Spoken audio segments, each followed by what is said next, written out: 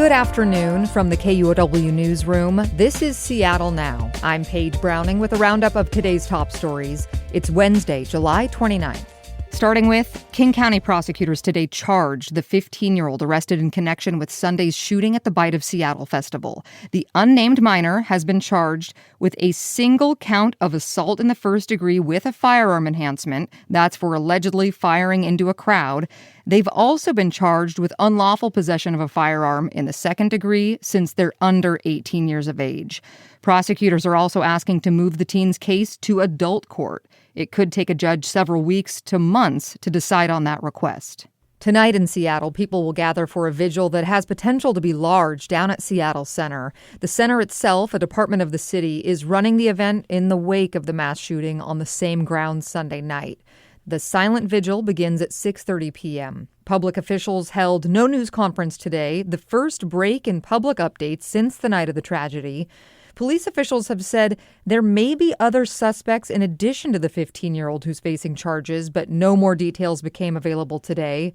The tone will be somber in Seattle tonight as crowds come back to the beloved site that's now the scene of a horrific shootout.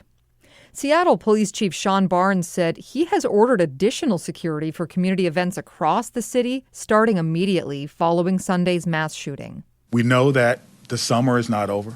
We still have outside events. We still have concerts, festivals, and big group gatherings.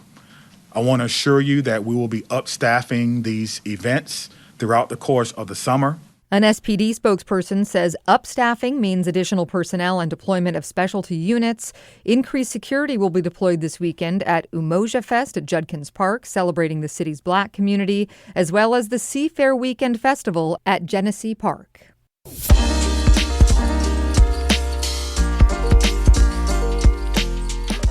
In environment news tonight, researchers have started redeploying ocean monitoring equipment after it was yanked from Northwest waters by the Trump administration. It could be months before all the equipment sitting in a warehouse is at sea again. John Ryan has the latest. Researchers at Oregon State University this month sent 2 underwater vehicles called gliders back out to sea. They look like yellow torpedoes, about 6 feet long.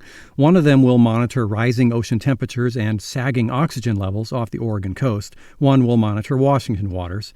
The larger observatories that the Trump administration quietly removed last September will take longer to put back. In June, the administration ended its push to dismantle observatories off the west and east coasts after widespread criticism. The Oregon researchers hope to deploy 2 floating observatories in October. 4 more are to be back in place next spring. Their temporary removal has left a permanent gap in the long-term data used to understand phenomena like climate change and El Nino. John Ryan, KUOW News.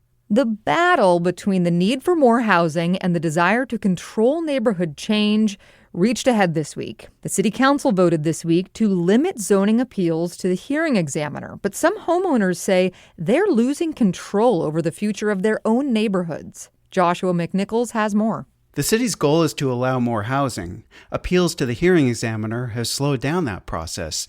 This move by the council protects some zoning changes from those kinds of delays. Alicia Ruiz represents Habitat for Humanity in Seattle. Delay has a cost. A family doesn't need more review, they need a roof. Every month this redundant process drags on is another month they spend waiting for a home to call their own. The council voted 5-4 to keep many citywide zoning changes from going before the hearing examiner. Individual projects can still be challenged. Joshua McNichols, KUOW News.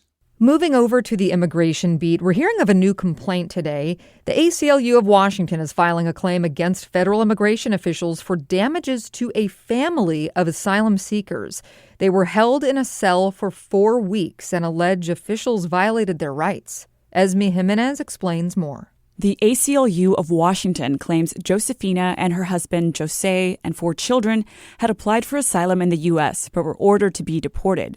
The family tried fleeing to Canada but was arrested and held in Blaine, near the border, last year. The 6 were then detained in a small, windowless cell meant for short periods of time.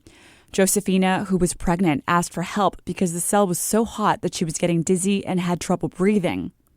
Eventually, she had to be taken to a hospital twice. Now the family is asking for $15 million in damages for the physical and emotional trauma. This claim is part of a larger national effort as more immigrants and U.S. citizens have been injured or killed due to recent enforcement efforts. Customs and Border Protection did not immediately respond to a request for comment. The government now has 6 months to respond before the suit is officially filed. Esme Jimenez, KUOW News.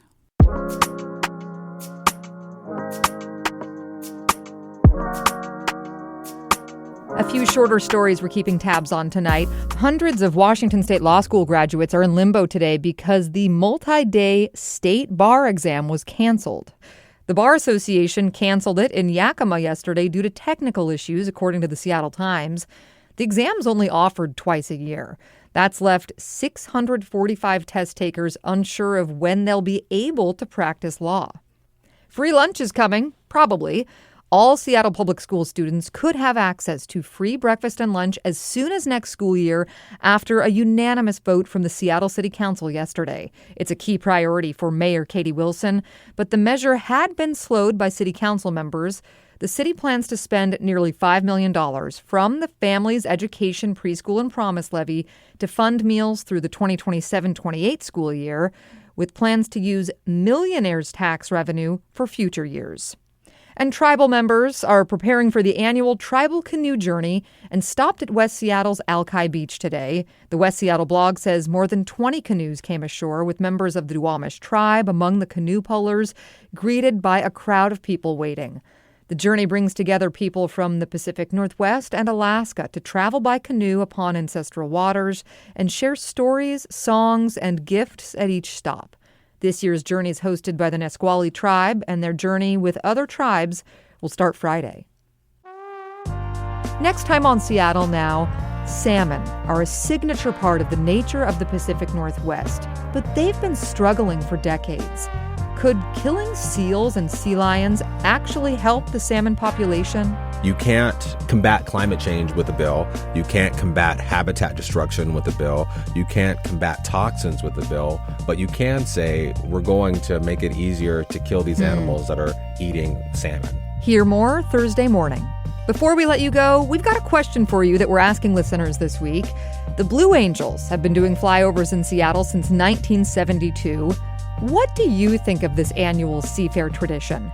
Share your answer in the KUOW app. You open up the menu there and select Talk to Us. More at KUOW.org/question. That's all for today from the KUOW Newsroom in Seattle. Our producers are Andy Hurst and Vaughn Jones. I'm Paige Browning. Seattle Now and KUOW are members of the NPR network. See ya.